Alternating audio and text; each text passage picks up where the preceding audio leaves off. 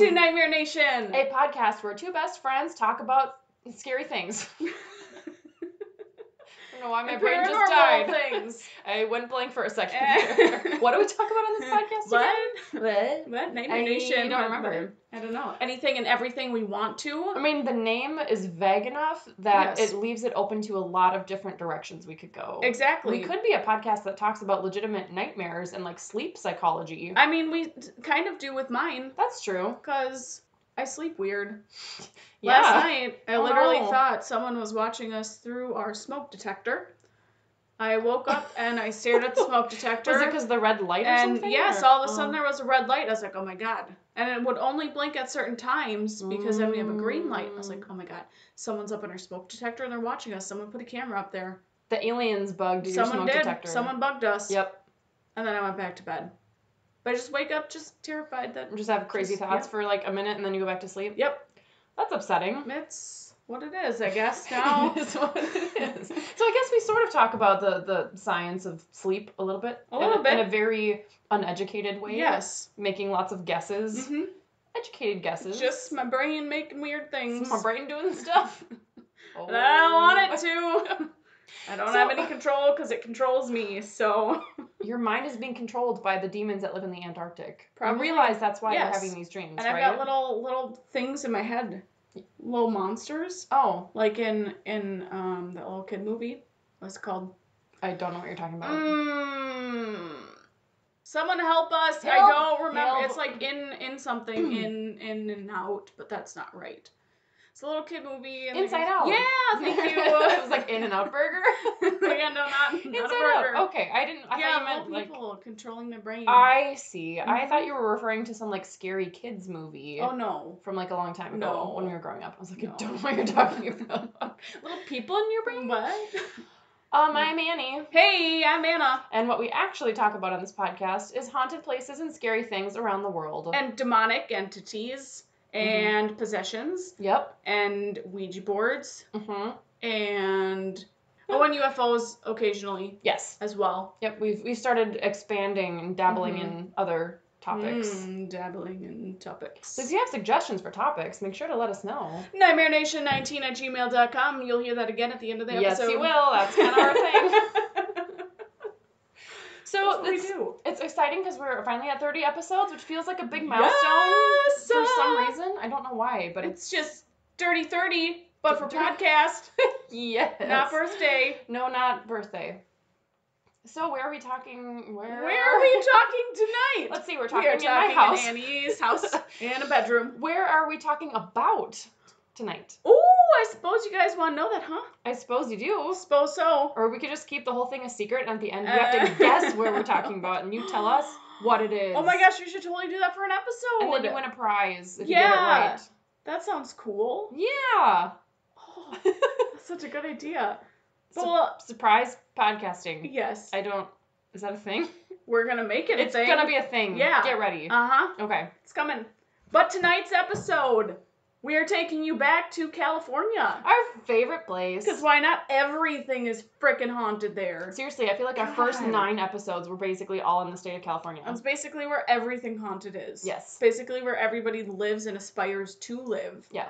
Stupid. That in Savannah, Georgia. Yes. Our favorite city. Georgia. Our favorite city in the whole world. The best place. Yep. But anyways, we are taking you to Alcatraz. Which I've never been to, and I'm so mad because when I went to San Francisco, we were like, oh my God, I totally forgot Alcatraz was here. We need to go see it, and you have to buy your tickets super far in advance. They were completely sold out. So dumb. I was so mad. God. So instead, we took a boat ride around the bay, which was cool. So you practically were there almost? I saw it from the outside, yeah, which doesn't really count. It sort of counts. Sort of counts. I've been in the vicinity of Alcatraz. Yes. And I looked at it from shore. There you go. So that's fine. Yeah.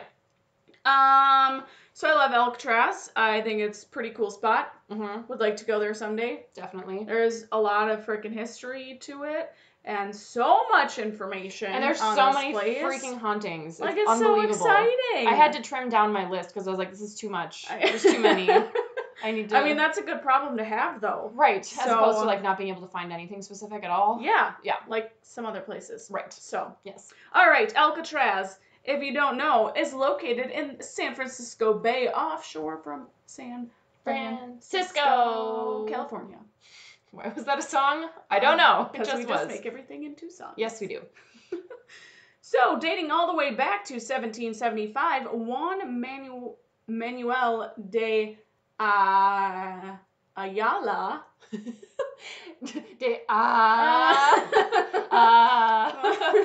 He was the first Spaniard documented on the island and named one of the 3 islands La Isla de los Alcatrazes. Oh. Okay. Which translates to the island of the gannets. What the hell is a gannet? I don't know. I'm going to look it up right now. She's going to look up what a gannet is. I'm looking it up. But people liked, throughout the years, they liked the Alcatrazes and then translated it into Alcatraz, and that's how it got its name. Fascinating. Oh, that's right. They're birds. Mm-hmm. I think I remember reading that they flocked there or something. Oh, there was a lot of them. He said that there was a flock and there were so many of them that they flew away and it sounded like a hurricane. Wow. Mm-hmm. I could see that. When you have thousands of birds all flying at the same time, and it's insanely loud. Mm-hmm. Also, a gannet informally in British culture is a greedy person. Oh, just as a fun fact. You gannet, quit being a gannet. Yes. See, you guys learn something. I learn something new every episode. Yeah, not even anything I researched, just something we randomly stumble upon while we're talking. It's pretty sweet. It's great. So the earliest recorded owner of the island was Julian Workman in 1846, and and the island was given by Governor Pio Pico, with the understanding that Workman was going to build a lighthouse on the island. His name was Pio Pico? Correct. That is the coolest effing name I've ever heard in my whole life. Oh my god! They just omitted one letter from his first name, and then it was almost the same as his last name. They just couldn't think of a name for him. Yeah. So, That's hilarious. Yeah. So then, in 1850, President Millard Fillmore ordered that Alcatraz Island be set aside for U.S. military reservation for military purposes, based upon the U.S. acquisition of California from Mexico following the Mexican-American War. In 1853, under direction of Zealous B. Tower, the U.S. Army Corps of Engineers began fortifying the island, and work continued until 1858. So then in 1862, there was a lot of back and forth between this island and owners and what actually happened and what was built on it. And it I could probably go on for about 2 hours of who took what, where, and when. But that sounds really boring. We'll just skip that bit. I tried to condense it as much as possible. Okay. To include all the fun little tidbits. Give us a highlight reel. Yes. So then in 1862, when the American Civil War broke out, the island mounted 85 cannons around the perimeter. What? And also served as San Francisco's arsenal for storage of firearms to prevent them from being taken by Confederate sympathizers. Here it is. Was California even involved in the Civil War? I don't really I should probably know that, but I feel that's way on the opposite side of the country from where any of the actual things happened. Why did they feel the need to arm their island with cannons? I don't. In case people were gonna come after them. Maybe people they were having riots in California because of what was happening across the other side of the world. Yeah, that probably makes sense. I just was picturing this little army of Confederate soldiers marching all the way from Georgia to freaking California. I'm we're coming for your island in 6 months. Get ready. Beware. Stock up your arsenal. So then during the war, it was also used for imprisoning Confederate sympathizers and privateers on the West Coast, but guns were never fired at the enemy. And then as early as 1859, Alcatraz was used to house soldiers who were guilty of crimes. By 1861, it was a military prison for the Department of the Pacific and housed Civil War prisoners of war, and later would house citizens accused of treason. But then, in 1946, the facility was discontinued for prisoners of war. Oh. But it still was a jail. Correct. Okay, just for the prisoners of war. Okay. Yes. Okay. And There's a little time gap in between there. There's, like I said, it went back and forth, and so many people took it. Government took it. These people took it, and then this and that, and just ridiculous. Yeah. So then, in 1909, was when construction began on the concrete main cell block, and it was completed in 1912. Then the Citadel, which was a 3-story barrack that was on the island, they were demolished down to the first floor, which was underground and gave rise to the legend of dungeons below the main cell block. Oh my god, I want to see the secret dungeon below the prison that already functions like a dungeon. Yes. That would be so cool. Dungeons upon dungeons upon dungeons. Layers of dungeons. All of the dungeons. Like a layer cake. Yes. Of dungeons. So it's hard and crusty. So the cell house included 4 main cell blocks, A through D, the warden's office, visitation room, a library, and a barber shop. A barber shop? Yeah, cool. they have to get their haircuts, okay? I guess that It's very makes sense. important. Like, not everyone in prison has just, like, long flowing locks of hair. I suppose they get the haircut, and that makes sense. They gotta be presentable. Uh-huh. So then the prison cells measured 9 by 5 feet, and they were 7 feet tall, and were built so that no cell was on the outside, like the outside walls. They were all on the inside. So no one ever had any, like, view of the water, or, like... No. Probably not a lot of natural light. No. 7 feet? 7 feet. Oh my god, like, Anders would barely be able to stand up in that room. Yep. That'd be so suffocating. Oh my god, I would have Just such bad concrete claustrophobia. walls around you. Oh, that'd be terrible. Yep. So the cells lacked privacy. They had a bed, desk, and a wash basin with a toilet on the back wall and very few furnishings, but they did get a blanket. Oh, good. Yes. So, you know, that concrete gets cold at night, right? Yeah. Like, yeah. And then African Americans were segregated from other inmates in cell designation due to racial abuse. Of course. So then D block housed the worst inmates. Then the 6 cells at the very end of D block were designated as the hole, where badly behaved prisoners would be sent for periods of brutal punishment. Eastern State Pen had a hole, too. Yeah. No, what did they call it? The pit? Or was it the hole? I can't remember. Pit. Yeah, they had something similar where they would, like, stick the misbehaving people in there for, like, long periods of isolation. And dark and just cold and dingy and... Like a hole. Sad. Exactly like a hole or a pit. Yep. Which is why that's what they're called. That's so sad. I know, it sucks. So, A block was never modernized, and it retained its flat strap iron bars, so essentially just think of an old school prison where you just had the iron bars. Yep. And nothing super fancy. Mm-hmm. No inmates were permanently held there during the years of Alcatraz, and several inmates were held briefly in A block before a hearing or transferred. So it was essentially just used for storage, nothing super crazy. Mm-hmm. B block was mostly used for new inmates at Alcatraz. They were in quarantine status for 90 days. Quarantine status for the first 3 months. They were in Alcatraz, and they weren't permitted to have any visitors for a minimum of 90 days. And they only were permitted 1 visitor a month. Sounds like they're trying to stop the coronavirus. You need to hide all the quarantine for 3 stupid months people. and restrict social Yes. visits. Yeah. That's perfect. Send them all to Alcatraz. Guys, we have so much to learn from Alcatraz's methods. Yes. Let's apply them to Just our follow daily it. lives. Let's see. And I guess C block just isn't a thing. It is a thing. There's a C block. C block. But they don't talk about C block. So there was a C block, but we don't know what happened in C block. It's a mystery. It's a mystery. That's the part where you guys fill in the blanks. Tell us what happened in C That's the block. surprise part of the podcast. You have to give us Mystery the block. information. Guys, this is a 2-way street. This is a mutual relationship, and if you're never going to contribute, we can't keep podcasting for you. Exactly. So We can't just keep giving you all the information, okay?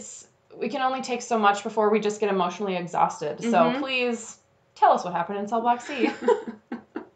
Please do it, because we need to know. Yeah. So the dining hall and kitchen extended from the main building, and that's where prisoners and staff ate 3 times a day. So you got breakfast, lunch, and dinner, and that's it. Shit, it's like a 5-star hotel. Right? That's fancy. So fancy. The hospital was above the dining hall, and the corridors were named after major U.S. streets, such as Broadway and Michigan Avenue. Oh, that makes so much sense. Okay, I found one of my hauntings said something about, like, in the Michigan Avenue area, and I was like, what are you talking about? This like, doesn't make any sense. I'm assuming this is all in the prison still, but what the hell is Michigan Avenue? Like, I don't think they have any roads on the island. Okay, that makes so much more sense. There you go. It's all coming together. Yes. So obviously, as you know, the island became a federal prison in 1934, and 137 prisoners arrived that first day. Most of the prisoners were notorious bank robbers and murderers. So initially, the prison had staffed around 155 people, and they were trained in, like, heavily in security, but not rehabilitation. Which I find it slightly ironic that they were trained highly in security when they had, I'll talk about this, over 34 attempted escapes. Wow. So you guys suck is what you're saying. Yes, exactly. But also, you're on an island. Like, what are these people? I mean, I suppose you could swim to the bay. I don't think it's that far, but it's not like a quick little swim. No, it's about a mile and a half. That's a long swim. In really cold water. Yep. And bad tides. Yeah, I was going to say it's a big bay, too, so I'm sure the tides would be difficult at times. Yep. Yeah. So, obviously, their security sucked. We just tell it like it is, okay? We don't sugarcoat anything on this podcast. God. So during years of operation, it held some of the most notorious criminals, including, of course, Al Capone, Robert Franklin Stroud, George Machine Gun Kelly, Bumpy Johnson. Oh, what? Bumpy Johnson? Bumpy Johnson. That's his, like, gangster criminal name? Bumpy Johnson. Like, that's what I'm going to name my child when we have a child. Bumpy. Bumpy, come here. Hey, Bumpy. Hey, Bump. A name truly designed to spark fear into a nation. Yes. Yes. The stuff of nightmares. As well as Raphael Cancel Miranda, Mickey Cohen, Arthur R. Barkers. Ooh, that's a lot of R's in one. Yes, it is. Ooh, I don't like that. And Elvin Creepy Carpus. He is the one who spent the most time in Alcatraz over any other inmate. He must have been really creepy to have that be his freaking nickname that goes in between his first and last name. Elvin Creepy Carpus. Yep. So some of the inmates had the privilege to work and be employed in the Model in Industries building and the New Industries building. And they were involved in providing for the military in jobs such as sewing and woodwork, while also performing various maintenance and laundry chores. Laundry chores? The privilege to work. Yes. So basically something to do to keep them from going insane. Correct. Whereas everyone else just had to sit there and do nothing. Yes. Got it.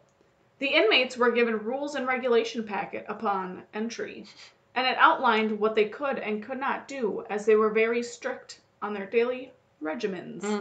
So inmates were entitled to food, clothing, shelter, and medical attention, but anything else outside of that was considered a privilege. So while I was reading, it said that smoking was considered a privilege and they could only do it at certain times. The same goes for working, is that you essentially needed to be a good inmate to be able to work. Got it. And so you were only essentially entitled to those things, and everything else is just like, okay, well, you better be a good model, otherwise you're just model gonna get prisoner. shit. Yep. So the inmates were given blue shirt, gray pants, cotton long underwear, socks, and a blue handkerchief, and hats were forbidden. I'm sure because you could like hide a shank under your hat. Hide anything under your hat. You could hide a lot of things under your hat. Dangerous things. Yep. So cells were expected to be kept neat and orderly, and if any contraband was found in their cells, it could be cause for disciplinary action.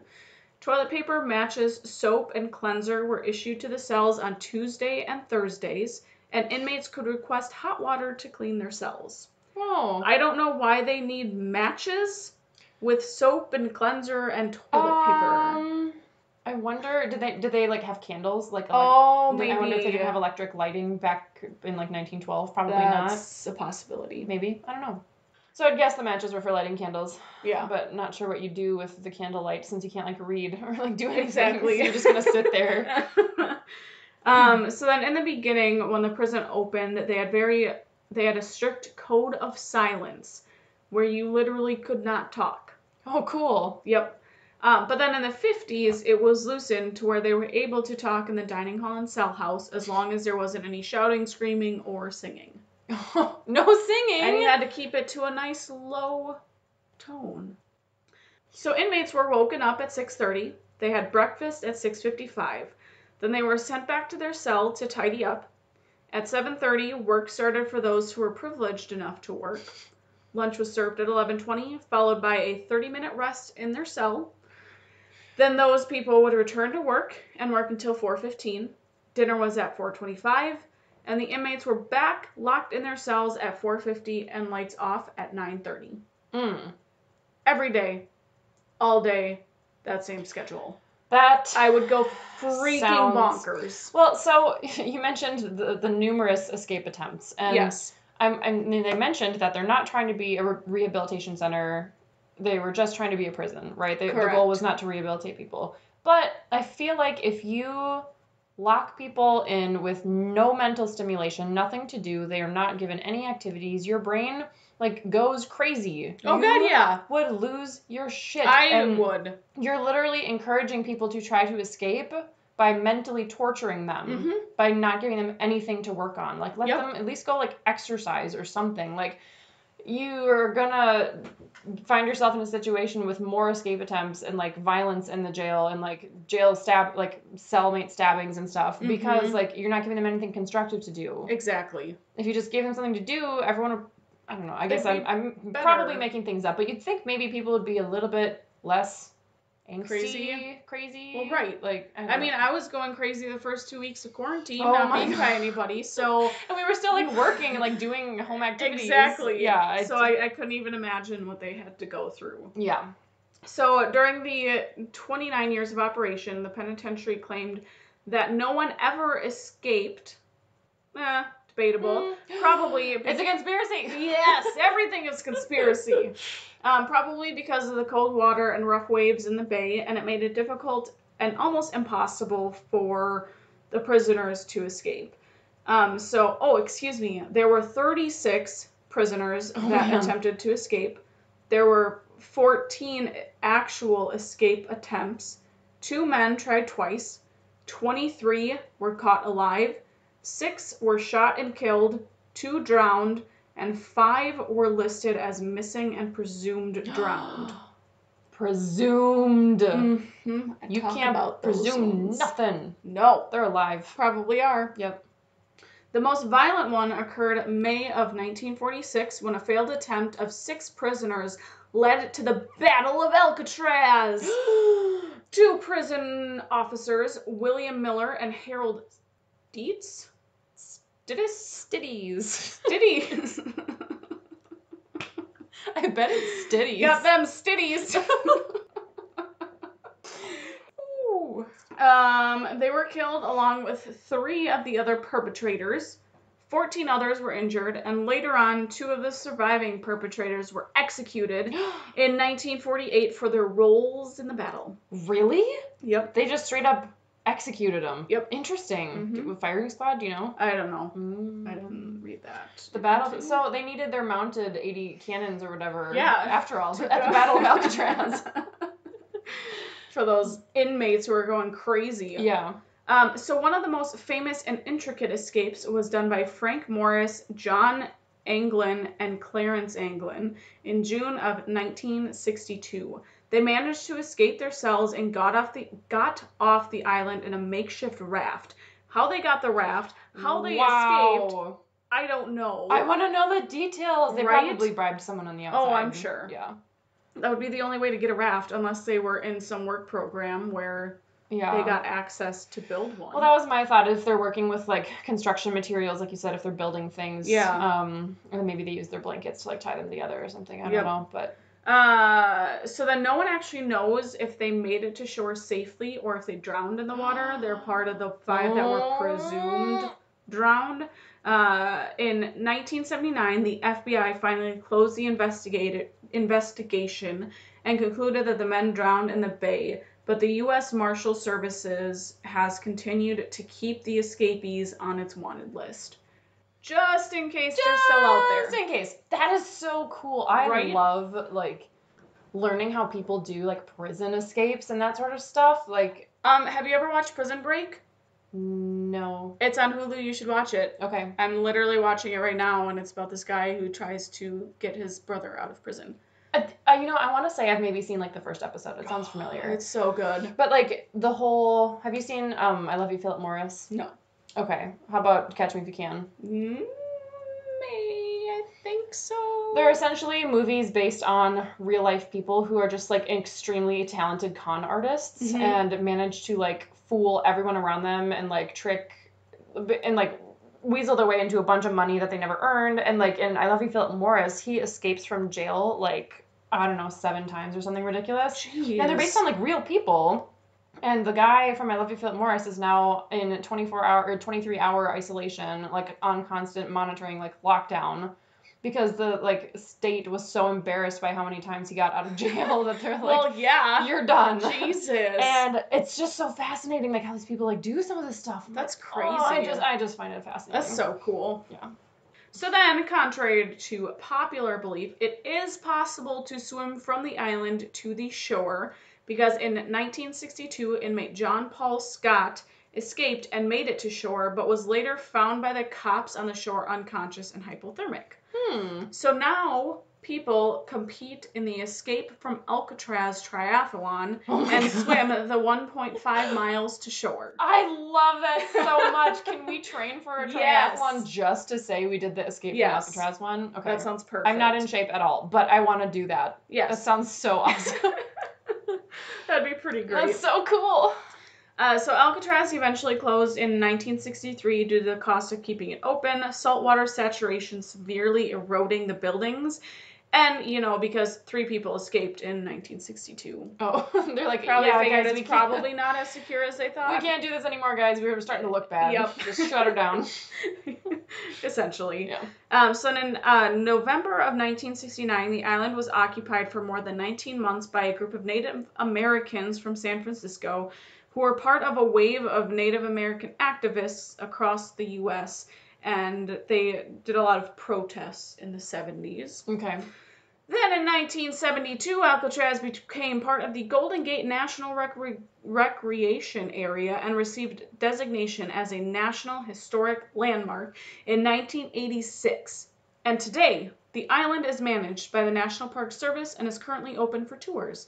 Landmarks on the island include the main cell house, dining hall, lighthouse, the ruins of the Warden House and Social Hall, parade grounds, Building 64, Water Tower, New Industries Building, Model Industries Building, and the Recreation Yard. That's a lot of places. All of the places you can see when you go to Alcatraz. Cool. Which I still am bitter about that I wasn't able to do. Well, we're going to go to San Francisco or California, so then we can just go to all of the haunted places at once. Yep. Tell me these stories. So, guess what? It's known as Chicken the butt. most haunted. How'd you know? We've done it. I guess you weren't expecting that, huh? Not really. But Alcatraz is known as the most haunted prison in the world. Whoa, is it? With all of the other most haunted prisons in the world? Haunted, most haunted Such haunted. ever. Such haunt. I would say some would probably argue that Eastern State Penn is probably the most haunted prison in Probably. the world. And I'm sure all the articles that we read for that one too said the same thing. I can't even remember. Yep. All of But them. it's famous for being haunted, and I found a lot of information on this one. So Yay! It's said that the empty cells there still house the spirits of the prisoners who never left. Dun, dun, dun. Dun, dun, dun. My source is Wikipedia. Good call. My sources are Wikipedia, graylineofsanfrancisco.com, Flickr, and travelchannel.com. Oh, perfect. So, Native Americans apparently have been talking about evil spirits encountered on the island well before it ever became a federal prison. So before anything was built there, apparently the natives kind of knew that was a bad place, and they knew there was like bad spiritual energy or something like that. And archaeologists who have investigated the area have dug up bones and artifacts that suggest it may have been a burial ground. Why can I not say that freaking word? Burial. A burial ground of Native American societal outcasts. Oh. So people who were just like I don't know if they were like mentally ill or like broke rules and were just basically cast out of society and stranded there, buried there. I don't know. Early explorers of the area also believed it to be haunted before San Francisco was even settled, and it developed a reputation as being a bad place. So it's interesting because you'd kind of think that all of the haunted stuff would be just due to the poor conditions in the jail and like possibly people who had died there. Right. But there's probably a compounding factor of it potentially being a burial ground. That's really cool. I didn't know that. Okay, so now I'm going to go through, this is a bunch of claims made by different prisoners and guards, so people that have, like, lived there.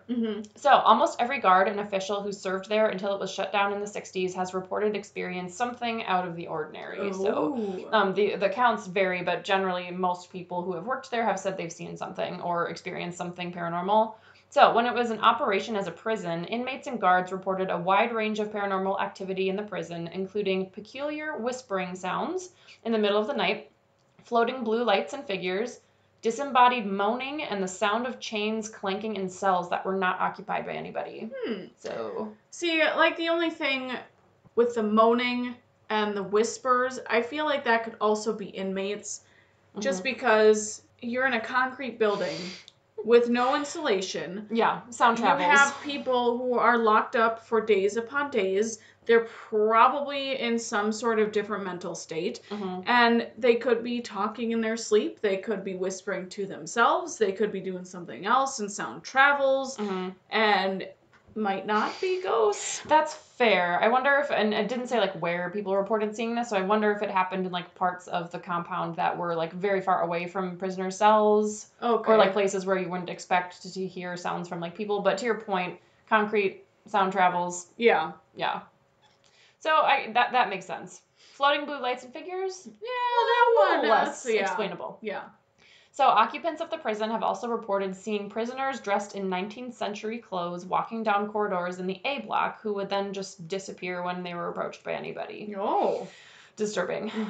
Several guards over the years have reported feeling cold spots, feeling fingers on the backs of their necks, hearing mysterious crying in the middle of the night, and seeing the ghosts of Native Americans who would be there one second and then mysteriously vanish the next. So there was one guy. Makes sense then. Yeah, there was one guy that said he saw like a group of them like walking together, and I think they said they were like doing some like ritual or chant or something, and then they all just like vanished. That's so weird. Very creepy. What? Can you imagine seeing that? And then they all just like poof. They're just gone? Gone. That's really strange. It's very strange.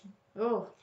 People have reported hearing phantom gunfire and cannon blasts. Ooh, because of all of the cannons they have around the outside. Yes. Yeah, from the Civil War. So phantom cannon fire, which that's a pretty, I feel like, unmistakable sound, like the booming of a cannon. Yes, that's very loud. And to hear that and like be like, what the fuck's going on? I'm pretty sure they probably don't have cannons today, or if they do, they're not like in operation. Exactly. So, like, that would be kind of they upsetting. They shouldn't be shooting cannons unless it was the guard shooting escapees. At the swimming people. Seems so extreme. Right? Oh my god. And then fire alarms would also go off by themselves. Which again, that could always just be technical malfunction. But so James A. Johnston, the first warden of Alcatraz, once heard a woman sobbing loudly while conducting a tour of the prison. So there shouldn't be women there. No. So former inmate Leon Whitey Thompson, who worked as a guide at Alcatraz for many years and later visited it regularly before his death in 2005, believed that Alcatraz Island is haunted and stated that he could feel it every time he was there and while he was incarcerated there. So during his time in the prison, Thompson was friendly with an inmate named Johnny House, a big Texan guy, apparently. He last saw Johnny in October of 1962 when he left Alcatraz. So then, fast forward to the 80s, Thompson was alone in the cell house waiting for visitors to arrive for a tour. He claimed to have seen a large, dark, looming figure at the end of the Michigan Avenue corridor. Ooh. So he saw the figure walk around the corner and, like, out of sight, and then he ran down to see who it was, and there was nobody there. And it's, like, not like they could have just ducked into another room. It was a spot where, like, there should have been a person, and there's nothing. Yeah. And he fully believed, I don't know what gave him this impression, but he fully believed that it was the ghost of his former friend, Johnny House. Oh, weird. And he said, by the way he walked, he could kind of tell, and, like, just the feeling that the figure gave off. Like, he, like, just had this very, like, clear moment of, like, I feel like it's him. I know it's him. I can just tell because it's giving me this weird feeling. So strange. That'd be so weird yep. to have that and just like, oh yeah, I know who this is. Yeah, he's my buddy Like, from when we what? were in jail together. Like, cool. I just sense his presence. I can tell. I just know. Ugh, weird. All right, so some of the more specific locations and ghosts. So cell D14 is one of the most famously haunted places in the compound. So an inmate staying in cell D14 reported seeing glowing red eyes in the dark, and apparently just like screamed in the dark for hours and hours, and I don't know if like no one checked on him or what, but that sounds like, didn't that happen was it Eastern State, where the ghost was attacking Al Capone? Oh yeah, Al Capone, right? And but they actually came in and checked on him, and nothing was happening. Yeah. Huh. That's so cool. Al Capone was here and at Eastern State. Yeah. He's just bopping all He's over just the country. everywhere. Yeah. So he's like screaming after seeing glowing red eyes in the dark, and they've just kind of like left him alone. I'm assuming they just thought he was being crazy. Mm-hmm. So the next day, they found him dead. Oh, in his cell, shit. looking as though he had been strangled, and his face was purple, his eyes were bulging out, and he had like marks on his neck. What? So people report that cell D14 is always icy cold, even in the middle of the summer, and is often 20 to 30 degrees colder than any other room in the building. Oh, shit. So they can like go around, measure everywhere else, and then they get there, and it's like 30 degrees colder. That's crazy. Which is crazy. Could be due to like air drafts and location, but 30 degrees is kind of a stark temperature difference. Big difference. Yeah, that's a big one. Damn. The laundry room is another haunted place. So an inmate named A.B. Meldowitz, who was given the nickname the Butcher, was a hitman for the mafia, and he was actually assassinated in the laundry room during his stay at Alcatraz in the 1940s. Oh, shit. So his spirit was apparently super annoying because he was very active in the laundry room and would make a lot of noise and like banging sounds, and they got so, like the Park Service got so sick of it, they actually brought in a medium to try to communicate with him and convince him to leave the island, because they were like, shut I'm done up, with your dude. shit. Stop Quit banging shit all the time. Get off the island. He's just so pissed. She apparently tried to like convince him that there were people like on the other side that could help him, and it would be like in his benefit to like pass on to the next life, the afterlife, because they're like, just get out of the out of laundry the room. prison. I just want to wash my sheets without freaking banging sounds. I thought that was hilarious. That's really funny.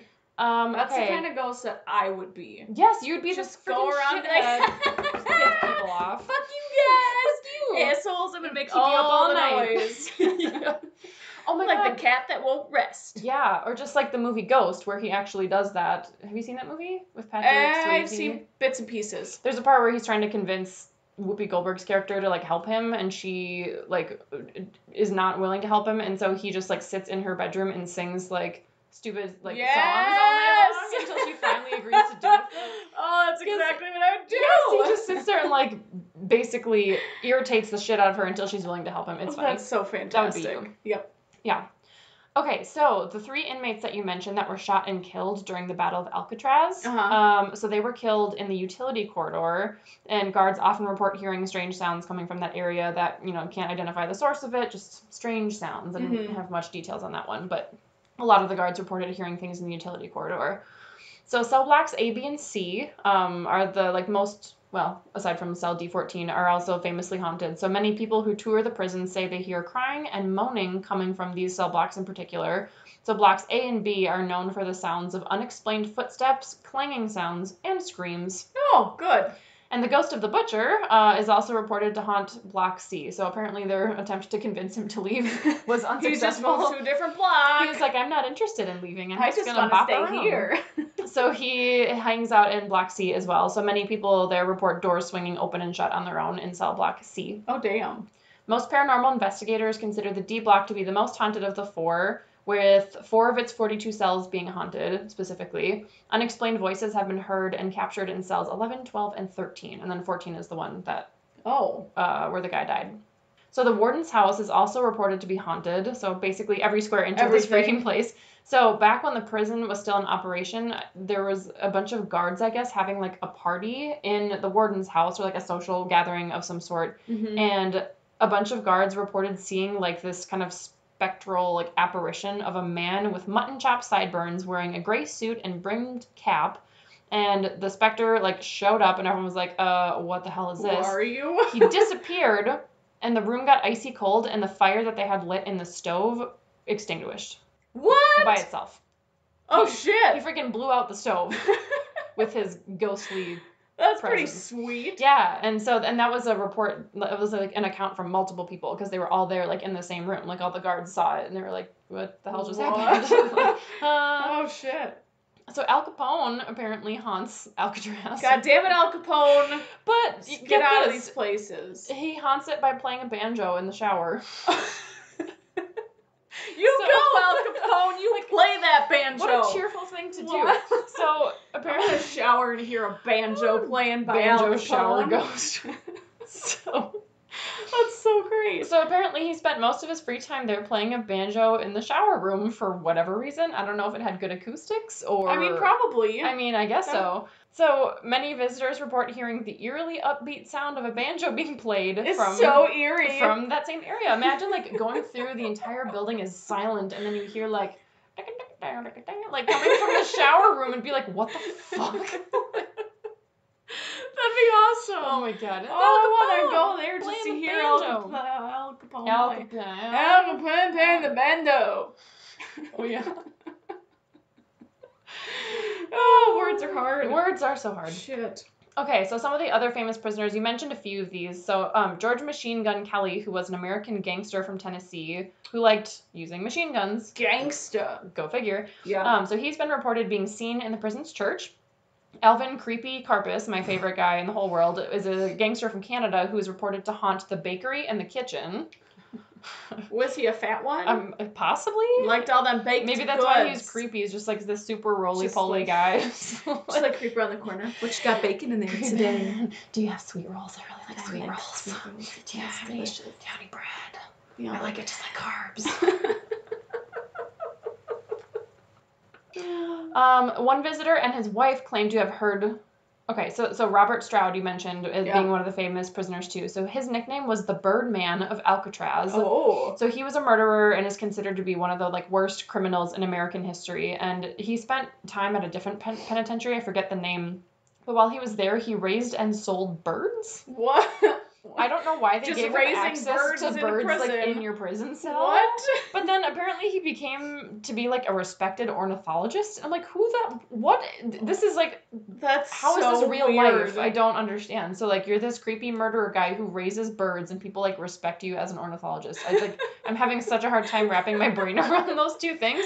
That just doesn't make any sense. So then he moved to Alcatraz, and he had a reputation for liking birds, but they didn't allow him to have birds. Assholes. They were like, nope, you don't get birds here. We do things differently. So a visitor and his wife claimed to have heard the sound of singing canaries from the cell that belonged to Robert Stroud. Oh, the little canaries are falling down. Babies. That's so cute. And I was kind of wondering, would it just be possible that a bird got into the building somehow? But there was this whole section on Wikipedia about all the people who work there now who are yeah, it's not haunted. There's none. They're we don't even have canaries here, so how could they have heard canaries? I'm like, first of all, how do you know they were canaries? Right. You're telling me you know exactly what a canary sounds like? Exactly. No, I don't know. Lies. But yeah, so they heard birds singing from his cell. There it is.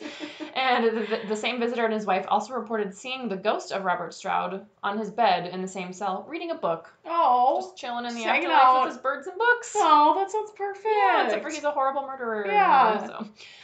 Okay, so there's been a bunch of different paranormal investigations that have gone there. So they don't do ghost tours or anything because they actually don't like the idea that it's haunted and they think it's going to scare away visitors. I'm like, do you know that's how gonna many people are increase going the amount to of come visitors? Here? Right, because it's haunted. Exactly. You should People advertise want the to see shit that. out of that. Yeah. But so they don't offer ghost tours, but they offer if you want to do your own individual paranormal investigation, you can request that. Let's do it. So I'm sure you have to be part of a TV show. I don't think you can just do your own thing. Just do it. But so a bunch of different investigators, psychics, and TV show crews have tried contacting the spirits at Alcatraz, and it's been featured on Ghost Lab, Ghost Adventures, The Dead Files, and then a show from the 90s called Sightings. So KGO radio morning news anchor Ted Wygant. Wygant. Wygant. I'm gonna go with Wygant because Wygant sounds really. Wygant. It's just so aggressive. So Ted Wygant visited Alcatraz in 1982 with a psychic and spent the night there. So he said that for most of the duration of their visit, they didn't really experience anything, but around 3 a.m. in the utility corridor, which is where those 3 inmates were killed, they suddenly, Wygant suddenly got a tremendous feeling of anger that, like, rushed over him, and he couldn't really explain the source of that because he had no reason to be angry. Yeah. And he said he felt an evil presence lying on the floor at the place where the men had died. Oh, damn. So he started, like, swearing loudly and, like, being super upset. And he said that he felt a strong compulsion to fire a gun at someone. Jesus. Which is terrifying. Intense. Yeah. Oh, shit. So the psychic that was with him said that he was, like, totally out of character. And then when they finally turned on the lights, she said that, like, his face was changed. And you could just see, like, how, like, much rage was in his eyes. Like, out That'd of be nowhere. so terrifying. I'd be so scared if I were the psychic. Be like, I'd fucking run. You suddenly want to shoot people, you say? Oh, right? No, thank you. I don't want to in die that. tonight. I'm going to pass on the gun shooting bit. So he just had this, like, weird moment where he was, like, overcome with violent rage for no reason. Good. So one woman who claimed to be a psychic apparently started speaking German in a child's voice while on a tour of the prison hospital. I don't believe she knew German. She just, like, started speaking this, like, foreign language in a voice that was more childish than her own, I guess. That's really strange. It's very odd. She's probably possessed by Hitler. Probably. We know he likes to possess people. Yeah, he does. All right, and then the last one I have is psychic Dana Smoller and psychologist Larry Montz investigated the prison and found nothing in the D block or the cell house while they were there, but they suddenly picked up a reading on their magnetometer in the new industries building area where inmates were, like, sewing and doing the stuff you mentioned earlier. Mm-hmm. So the magnetometer is just, like, a little measure thing that detects magnetic fields or magnetic energy, and they said that they picked up on the intense sound of buzzing sewing machines. They, like, heard the sound as though, like, a bunch of sewing machines were going all at once, and then the magnetometer, like, went off, and then she suddenly felt an intense stabbing pain in her neck, like, really intense pain coming from her neck, which didn't seem to have any sort of, like, reasonable origin. So yeah. Nothing happens, and the magnetometer thing goes off, and then her neck hurts. So that occurred in an area where a convicted bank robber named Henry Young had killed another prisoner named Rufus McCain by stabbing him in the neck. Oh! Which Smoller, the psychic, did not know prior to visiting. Oh, shit. So they're in there, and they hear all these sewing machines, and she feels this sharp pain in her neck, and then they find out afterwards that a prisoner had been stabbed to death in the neck there. That's crazy. Which is so crazy. That's so cool. Well, I mean, not cool that the prisoner got stabbed in the neck. No, it's unfortunate for the prisoner, but it's like one of those crazy, like, oh, how would that be the thing? Uh-huh. Oh, I forgot about this one. So this one's not an investigation, but there was a British tourist who caught a picture on her phone of what looks like a, like, shadowy girl through a window. And, like, it's not a reflection of her because, like, she's apparently was wearing totally different clothes, and this girl looks like she's from, like, the 1930s. And there's, like, two back-to-back images that are almost identical where she's in one and then not the next. That's weird. I will show you. Ooh, I'll post it. The fuck? Like, very clearly. Holy shit. A woman, shadowy figure in a window. And is that window out to the outside? I don't know. The article didn't really say much, and it's like it's so obscured. I can't really tell. Well, that's crazy. It looks like it's a window into, like, another hallway, maybe. It's that's what it looks like. Mm-hmm. That's really neat. Yeah, that's real good. Creepy. It's a good one. Yeah. So many hauntings. All of the hauntings. Now everybody needs to go to Alcatraz. Yes. And check it out and tell us your haunted stories. California road trip. Let's go. All of us, let's go. Pack your bags. Mm-hmm. We're going. If you've been to Alcatraz and have taken the tour, let us know what you thought of the building. Yeah, tell us your story. Tell us. That'd be cool. Send her in to, as promised, NightmareNation19@gmail.com. Or check us out on the Facebook at Nightmare_Nation19. Or check us out on the Instagram, nightmare.nation19. Make sure to subscribe, leave a review, give us a suggestion if you have a place you'd like to hear us cover, or something like a story you just find fascinating. We love getting suggestions from you guys, our listeners, so we can talk about the things that you want to hear about. Exactly. let us know. We also want your stories. If Tell something us. unexplained or paranormal or scary has ever happened to you, I want to hear your personal first-hand account of what happened. Yes, we love them. And we want to talk about it on the podcast. So, send them in. Send them in, people. Send them in so Anna doesn't get mad like she did 15 episodes so mad. ago. She gets so I'm mad. still so mad. I know you are. Send us in your damn stories, people. Are you feeling an overwhelming sense of unexplainable rage? Yes. Are you going to shoot a gun at me? Yes. Oh, no. No, Please, I'm not. guys, I don't want Anna to kill me. Please send in your Please stories. send in your stories. Help. Help, Help, I'm please. being held against my will. I've been doing this whole PSA, podcast. she's not. I've been doing this whole podcast at gunpoint, you guys. I'm under duress. Help me, please. Help. All right. Don't use a Ouija board, people. Stay safe. Don't use a Ouija board. Don't do satanic rituals. Don't be dumb. Don't be stupid. Don't get possessed by Hitler. Yeah. Stop doing that. He's not even worth it. No, he's such a loser. Such a loser. Until next time. Bye, friends. Bye. Bye.